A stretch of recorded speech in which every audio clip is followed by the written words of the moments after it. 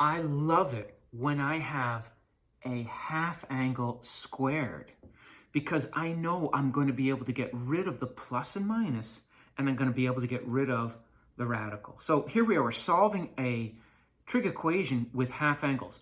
We're told to find all the solutions of 1 plus cosine squared x equals 2 cosine squared of x over 2 from 0 to 2 pi. So the first thing I'm going to do is I'm going to make a substitution for this using my identity. 1 plus cosine squared x is equal to 2. Well, I know something about cosine x over 2. Notice this squared goes to there. And cosine x over 2 is plus or minus the square root of 1 plus cosine of x over 2.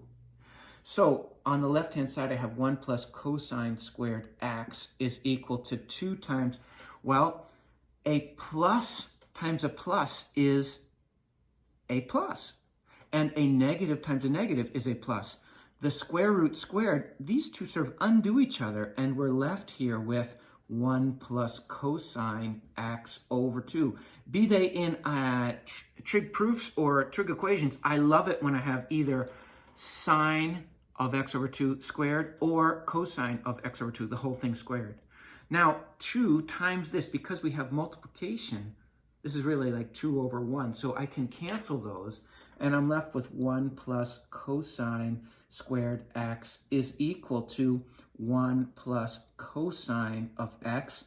If I subtract 1 from both sides, these go off to number heaven. Subtract cosine x from both sides, and I'm left with cosine squared x minus cosine x equals 0. Note, we're only solving from 0 to 2 pi here. We don't have to put that plus 2 pi n for each of the solutions where n is an integer.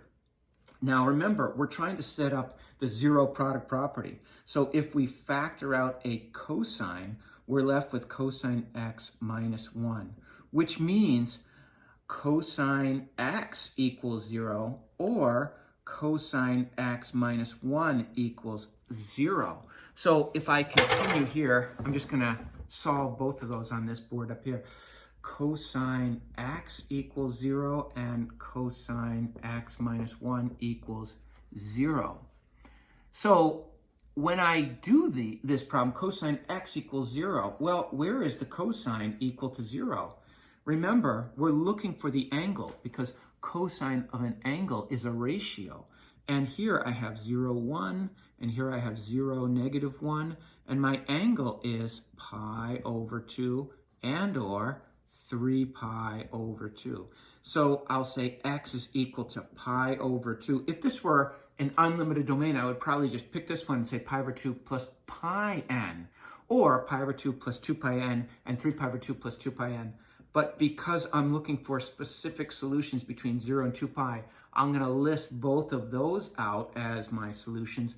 And here, if I add 1 to both sides, I get cosine x equals 1. Well, again, cosine is, we're looking for the angle. Cosine of the angle equals 1.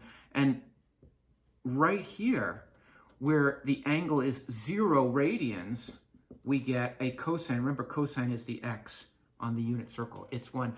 Could I put 2 pi? I could, but that's not. Remember, this little curvy bracket means don't include the 2 pi when we use that interval notation. So we get 3 solutions there. If we were solving this with our calculators, I'd want to drag everything to one side. So I'd have 1 plus cosine squared x minus 2 cosine squared of x over 2 equals 0. Now, usually this is y. So the graphical feature when y is equal to 0, when we put this in our calculator, f1 of x is equal to 1 plus cosine squared x minus 2 cosine squared, and I'm going to put this as x over 2. Usually that's a y. Now it's a 0. Of course, we're looking for x-intercepts. And so if I draw a rough picture of this, notice I'm limiting my domain, my x, from 0 to 2 pi. It looks like this. And so you can see we've got a solution at 0, and here, and here. And if you you want to see in your book, you've got an even better picture of it there, right at the bottom there.